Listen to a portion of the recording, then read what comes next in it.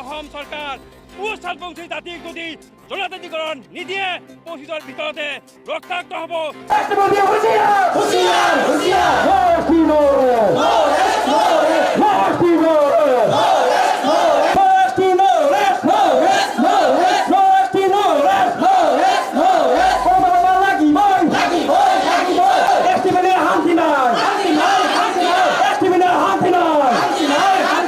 ভাৰত চৰকাৰে আৰু কেৰলৰ সৈতে এইটো আলোচনাৰ মৰ্মে আজি যিটো আমাৰ গমতপুৰ উদ্ধাৰৰ কাৰণে আৰু জনজাতিকৰণৰ কাৰণে দীৰ্ঘদিনীয়া আন্দোলন কৰি আমি আহিছোঁ, কিন্তু আন্দোলন কৰি আহিছোঁ, কিন্তু আমাৰ প্ৰাপ্য অধিকাৰ আমি এতিয়ালৈকে পোৱা নাই।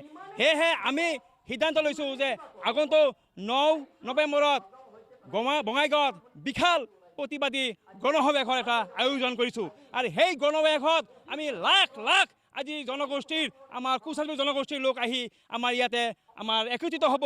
আৰু সেই গণসমাৱেশতে আমি দেখুৱাই দিব বিচাৰিছোঁ, আমি চৰকাৰক আমি দেখুৱাই দিব বিচাৰিছোঁ যে আমি সেই গণসমাৱেশৰ আজি আমাৰ শক্তি আমি প্ৰদৰ্শন কৰিব বিচাৰিছোঁ। কাৰণ শক্তি নেদেখালে আমাৰ প্ৰাপ্য অধিকাৰৰ পৰা আমি বঞ্চিত হৈ আছোঁ। দেখা যায় যে আমাৰ জাতিমতী আইকনিক লিডাৰ জীৱন সিংহ লগতে আমাৰ DL কোচক আজি এই আমাৰ চৰকাৰে ভাৰত চৰকাৰে মাতি পেলাই আনি আমাক আলোচনাৰ নামত আলোচনা কৰি 3 বছৰ ধৰি আমাক আজি এন্ধাৰ ৰুমত ৰাখিছে। কিয় ৰাখিছে আজি এন্ধাৰ ৰুমত? আজি আলোচনা কিয় শান্তি চুক্তি আলোচনা এতিয়ালৈকে আমাক এতিয়ালৈকে সফল কৰা নাই, বা আলোচনালৈকে কিয় আমাক এতিয়ালৈকে আগবঢ়া নাই? সেইকাৰণে আমি অসম চৰকাৰক আমি ধিক্কাৰ জনাইছোঁ। অসম চৰকাৰ সতৰ্ক হৈ থাকক।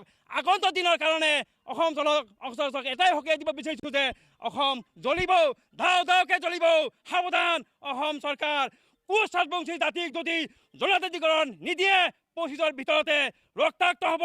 আৰু এইটো কথা মই আজিৰ এই সাংবাদিকৰ জৰিয়তে আৰু আমাৰ সভাৰ জৰিয়তে মই অসম চৰকাৰক মই ক'ব বিচাৰিছোঁ যে সাৱধান হৈ যাওক। আৰু কুচালবংশী জনগোষ্ঠীক এই অতি সোনকালে আমাক জনজাতিকৰণৰ মজা দিয়ক, নহ'লে অন্যথা অসমখন ৰক্তাক্ত হৈ যাব। সেইখিনি দাবী হ'ব আমাৰ অসম চৰকাৰ তথা ভাৰত চৰকাৰে। এইটো কথা স্পষ্ট কথা। আৰু দেখা যায় যে আমাক এই আমাৰ জনজাতিকৰণৰ বিৰোধিতা কৰি আহিছে। এই বিৰোধী কৰা যোনে আহিছে, আজি দেখা যায় ট্ৰাইবেল সংঘৰ আজি আমাৰ সভাপতি আজিত খাগৰাৰী। এই আজিত খাগৰাৰী কোন হয়? আজিত খাগৰাৰী কোন হয়? আজিত খাগৰাৰী আমাৰ কি কুচালবংশী জনগোষ্ঠী ঠিকা লৈছে নেকি? যেতিয়া আমি আন্দোলন কৰোঁ তেতিয়া তেখেতে ওলাই যায়। ক'ৰ পৰা ওলাই যায়? তেখেতে আমাক বিৰোধিতা কৰি আছে। তেখেতে বিৰোধিতা কৰা তেখেতক মই তীব্ৰভাৱে গৰিহণা দিছোঁ। তেখেতক আমি চেতাৱনী দিছোঁ, সাৱধান হৈ যাওক। আজিত খাগৰাৰী আপুনি আমাক ঠিকা লোৱা নাই, আমাৰ কুচালবংশী জাতিক আমাক ঠিকা লোৱা নাই, সাৱধান হৈ যাওক।